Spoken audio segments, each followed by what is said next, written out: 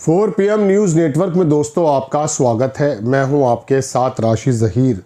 असदुद्दीन की ओवैसी बीजेपी के साथ मिलकर के एक निज़ाम को चलाने जा रही है।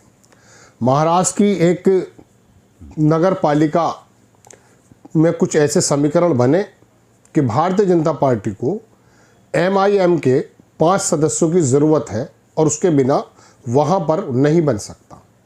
असदुद्दीन ओवैसी ने हाथ मिला लिया बीजेपी से, या बीजेपी ने असदुद्दीन ओवैसी से हाथ मिला लिया। ये नगर परिषद या नगर निगम की खबर इतनी इम्पोर्टेंट बिल्कुल नहीं थी और मैं आपको बताता भी नहीं, लेकिन मैं ज़माने से ये देखता आ रहा हूँ कि भारतीय जनता पार्टी के नेता क्या कहते हैं और MIM के जो छुटभैया नेता हैं वो भी क्या कहते हैं।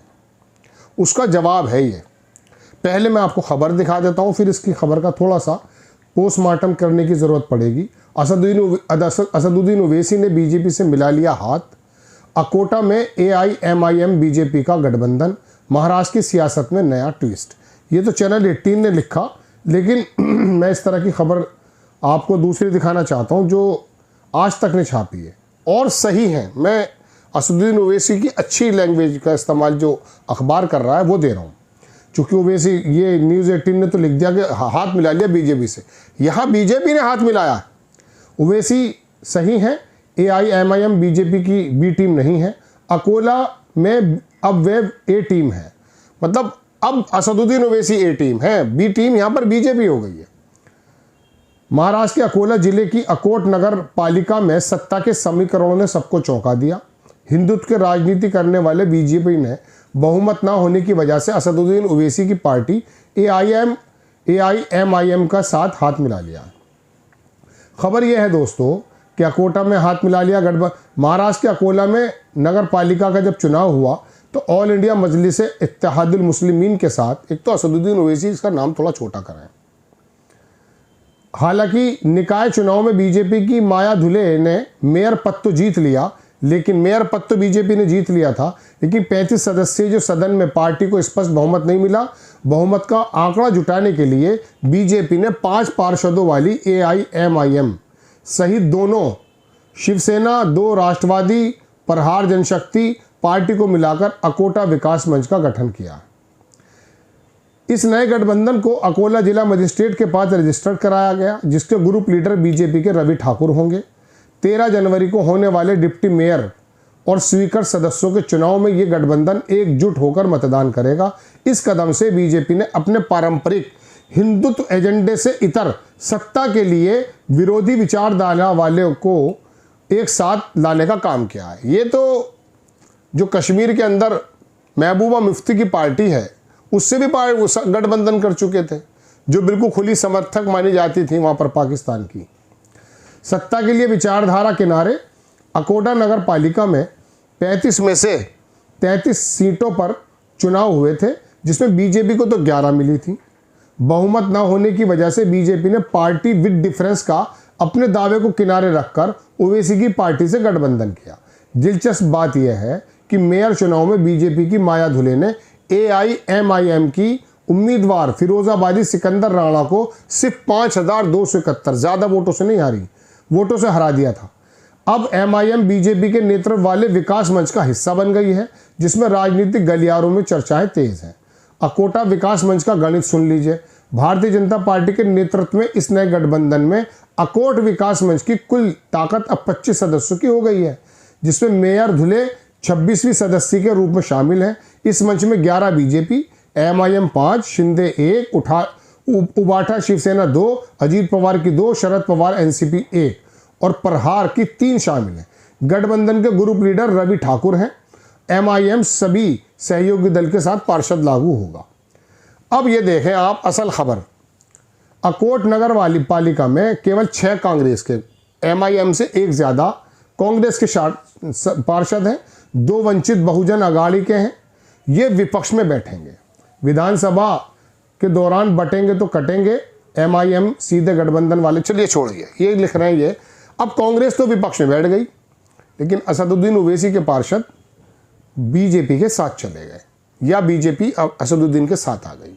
मैं आपको सिर्फ ये बताना चाहता था एक ज़माने से कि ये जो सिचुएशंस होती है ना, इसके अंदर आरोप ठीक नहीं है। लालू प्रसाद यादव ने जीवन में बीजेपी से गठबंधन नहीं किया।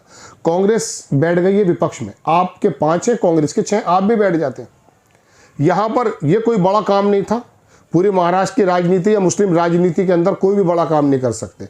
महाराष्ट्र में MIM के बहुत सारे पार्षद कभी कभी तेजी से भी आए हैं, कभी कभी घटे भी हैं, कभी कभी बड़े भी हैं, कोई फर्क नहीं पड़ सकता। आप अपनी विचारधारा पे कायम रहते, लेकिन यहाँ नहीं रहे, क्योंकि आपको मालूम है कि नगर निगम या नगर पालिका का जो मामला है वो चलेगा मिलजुल कर ही। वहाँ पर मंदिर और मस्जिद आपको बाहर रखनी पड़ेगी। आप देश के अंदर नरेशन सेट करते रहिए, लेकिन नीतीश कुमार को आप बिहार में जो बीजेपी के साथ गठबंधन में चीफ मिनिस्टर बना हुआ है, वहाँ पर भी आप सब सपोर्ट कर रहे थे और यहाँ पर आपने सपोर्ट कर लिया। ये मैं बताना ये चाहता हूँ दोस्तों कि ये जो कट्टरता है ना, MIM और बीजेपी और RSS, ये होता यह है कि असदुद्दीन ओवैसी तो ईमानदारी और इंसाफ की बात करते हैं, लेकिन ये लोग तो बिल्कुल ही ऐसा आरोप लगता है कि बिल्कुल हिंदू मुस्लिम और बिल्कुल बांटने की बात करते हैं। ये सिचुएशन अब अखिलेश यादव पर या ममता बनर्जी पर या बाकी दलों पर जो ये असदुद्दीन ओवैसी अपनी आस्तीनों को चढ़ा चढ़ा करके आते हैं, अब बताइए आप क्या करेंगे। ये मैं बताना चाहता हूँ, इन लोगों के आपस में गठबंधन होते हैं, मजबूरी में भी करना पड़ता है। अगर MIM यहाँ करती नहीं ना तो बिहार जैसा हाल होता, बिक जाते, वहाँ चले जाते। वो कई जगह देखता हूँ मैं, जब पूरी तरह से ताकत में नहीं होते हैं, कम ताकत होती है तो बिखर जाती हैं।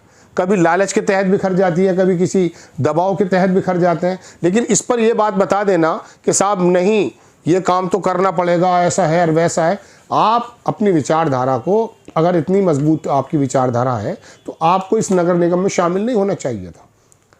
कहने का मतलब दोस्तों ये है कि ये जो बार-बार एलिगेशन लगाते हैं ना दूसरे विपक्ष की पार्टियों पर कि इनसे मिले हुए हैं, वाकई मिले हुए हैं, जैसे आप मिल गए। ये जो सत्ता है ना, ये जो राजनीति है, ये कैसा अजीबोगरीब खेल है कि इसमें आपको करना ही पड़ेगा। बहुत सारे लोग कोई कंपनी बनाते हैं, पार्टनर एक दूसरे की शक्ल नहीं देखते, लेकिन पार्टनरशिप डीड के मुताबिक उनको चलना पड़ता है। अखिलेश यादव हुई, मायावती हुई, या जो भी बहरहाल ममता बनर्जी, केजरीवाल, इनको आप टूल्स बताते रहिए। लेकिन ये मैं बताना चाहता हूँ कि ये बीजेपी के लोग बाहर से नहीं आए हैं, इनकी विचारधारा से तो आपको मतभेद है, लेकिन मजबूरी हो जाती है बाज़ मरतबा। तो आप जो एक तरफ ये राग अलापते हैं कि ये लोग इनसे मिले हुए हैं और मुझे B टीम बताते हैं, तो आप तो यहाँ पे खुल के टीम हो गए। आप भी कांग्रेस की तरह बैठ जाते हैं। लेकिन आप पूर्व में भी मैं बता रहा हूँ ऑफर दे चुके हैं, पार्टी ऑफर दे चुकी, अब भी ये करते हैं। ये राजनीति का हिस्सा है। बीजेपी को कोई प्रॉब्लम नहीं है। वो पहले कश्मीर में घुसी, महबूबा मुफ्ती के साथ सरकार बनवाई, जब ताकत में आ गए तो पटक के एक तरफ डाल दिया। ऐसे ही वो आप लोगों को करेंगे। तो आपको समझने की ज़रूरत है। लेकिन ड्यूरिंग द पॉलिटिक्स, राजनीति के दौरान ऐसे शब्द निकाल देना कि जी बस ये ऐसे है, हम ही धुले हुए हैं, नहीं, ऐसा नहीं है। राजनीति की मजबूरियां होती हैं, समीकरण की मजबूरियां होती हैं, बाज़ मरतबा ये काम करने पड़ते हैं। मायावती किसी की भी साथ चली जाती है, उसके समाज को ये मालूम होता है कि ये नेता हमारी है। इस तरह से आप अपनी राजनीति के दौरान ऐसे पाले मत खींचिए बीच में कि आप किसी से मिलते हुए आप पे प्रश्न चिन्ह उठने पड़े। आप शुरू में ऐसे ही बताते हैं। मैं यही कहता हूं कि आपको कई समाजों को साथ लाना पड़ेगा। जब मैं ये बात कहता हूं तो आप बुरा मान जाते हैं कि साहब हमारी लीडरशिप, हमारी लीडरशिप। अरे हमारी लीडरशिप मत कहिए मुस्लिमों की, आप कहिए देश की लीडरशिप। क्योंकि जब आप बीजेपी के साथ मजबूरी में जा रहे हैं ना, आपको मजबूरी में दूसरे वर्गों का वोट लेना ही पड़ेगा, तब जाके MIM मजबूत होगी। लेकिन जब आपको अपनी सुविधा दिखती है आप चले जाते हैं, वरना आप हमारी लीडरशिप। मैं इस अकेले नारे से उलझन में रहता हूं। आजम खान का एक बार इंटरव्यू किया तो उसने कहा ये लड़ाई हम उस दिन हार जाएंगे जिस दिन हम एक तरफ का पक्ष हो जाएंगे। आजम खान को जेल में डालने का मतलब ही ये है दोस्तों, मैं आपको बता दूं कि यह आदमी हिंदू मुसलमान की बात नहीं करता था, वो उसके पर्सनल कुछ भी हो सकते हो, लेकिन वो जोड़ने की बात करता। इसी बात से बीजेपी RSS को दिक्कत है। और असदुद्दीन ओवैसी इसलिए पसंद आते हैं क्योंकि ये एक तरफा बात करते हैं, इसलिए वो जो दूसरी तरफ है वो बहुत बड़ा जंक है, उसी में आपको चोट पहुंचानी है, इन्हीं के अंदर रह करके चोट पहुंचानी है, उनके वर्ग को अपनी तरफ लाना। और वो आ जाएगा, वो आया है पूर्व में कई बार कई लोगों के साथ, आपके साथ भी आज।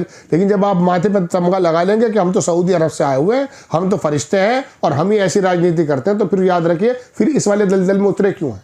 यहाँ पे आपको यादव का, दलित का, पंडित का, ब्राह्मण का, सबका साथ लेना पड़ेगा। आप ये देखिए दलित जल्दी आ सकता है, OBC जो एक्सट्रीम है वो बीजेपी की तरफ जा रहा है, जो OBC टाइप जो वैसा वर्ग है वो आपकी तरफ आ सकता है।